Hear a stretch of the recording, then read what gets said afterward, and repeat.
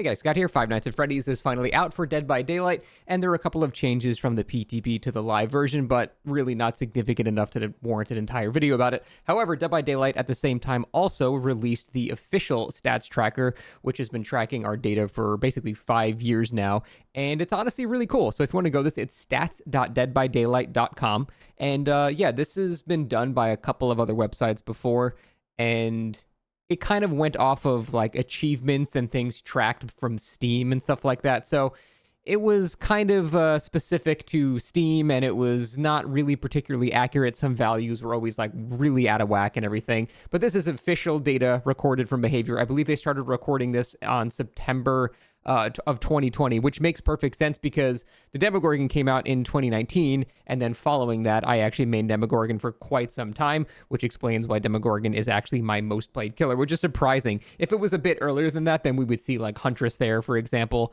and even a bit before that. So like there would be definite changes if the data came out before that, but the actual information that's being tracked is really cool. They even have a recent match history, kind of like, I don't know, Dota or something like that, where it'll show you all the matches you have just played, and this updates pretty much immediately, which I think is really, really neat. So you can see, I don't exactly know what these numbers mean, because it's not like Dwight got 150,000 blood points. I don't know exactly what, this number and this number means, but it is pretty accurate in showing everything that happened, what emblems you got, what emblems the survivors got, what items they had, what perks they had, kind of everything, which is really cool. This is the first time we've really had this much of an in-depth amount of time, or in-depth information, about all these matches. And it even shows you the recorded time. God, I had a Midwich game yesterday. Where was it?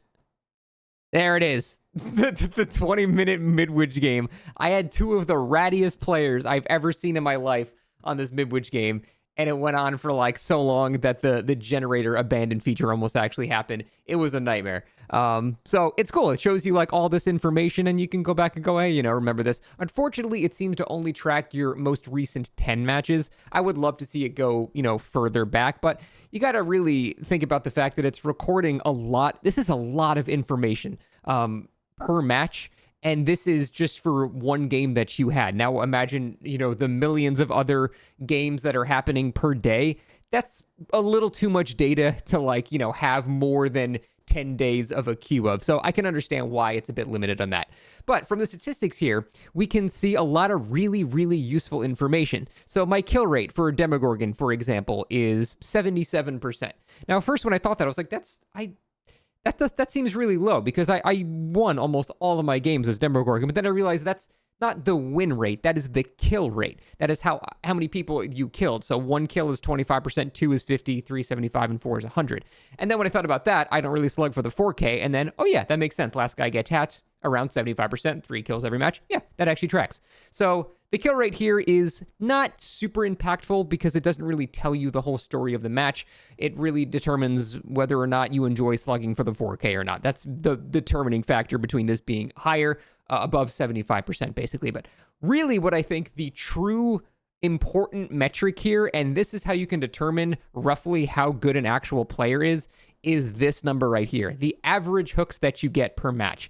This is how you can actually separate people that are just, tunneling one guy out, or, slugging everyone, or just doing, I don't know, less than savory methods of winning. Those are perfectly fine, by the way. You do whatever you want. But I'm just saying, people that have the highest average hooks, those are typically going to be the people that are able to win while still playing kind of fairly, but they're still winning those matches. So if we ever had a rough indicator to actually show how good a player is over time, I would say it's probably this number right here. If you have a high average hook count, that means you are not only winning your matches, but you're spreading pressure and not even like slugging or camping or tunneling most of the time in order to have that number be super high.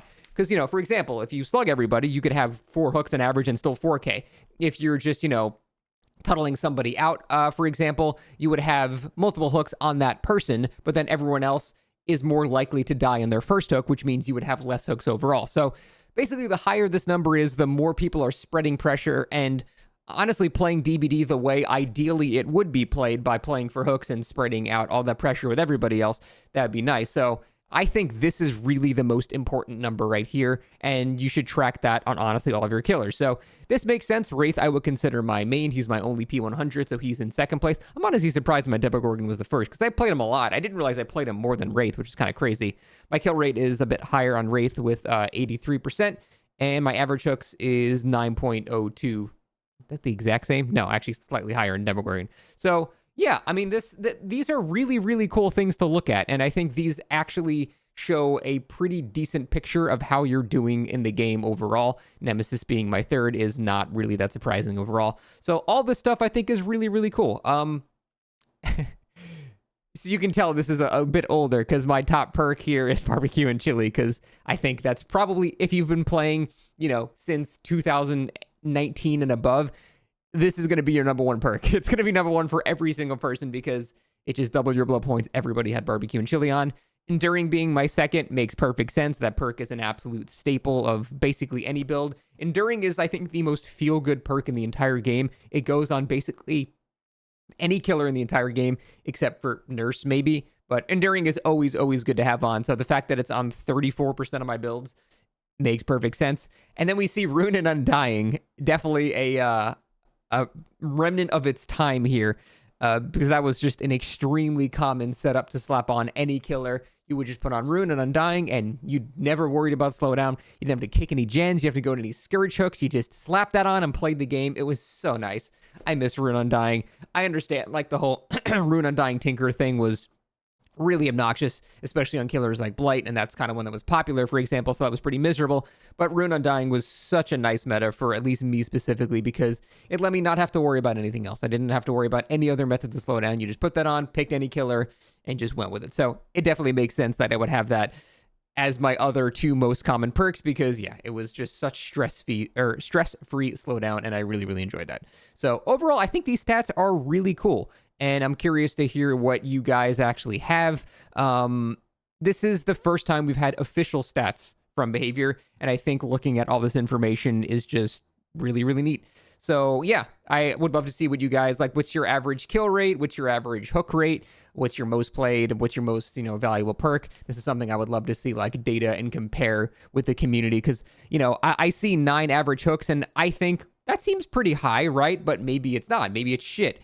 Maybe it's really good. I don't know. I need to actually start comparing it to other people, because I don't have any frame of reference. You can only see your own stats. So I'd love to have you guys share your stats here. And I guess that is about it. Thanks for watching, and see you next time. Oh, one more thing before I go away. Quick summary of the changes from PTB to Live for Springtrap. They nerfed the haste add-ons, which made sense because it was basically just Clown, Yellow Gas, but the same. So it invalidated Clown's Yellow Gas, which is unfair. They also made the 20% haste add-on now apply to every survivor, and it's down to 12%, so that got a lot less useful. And they made the perk Haywire dog shit. That's pretty much it. Anyway, thanks for watching. See you next time.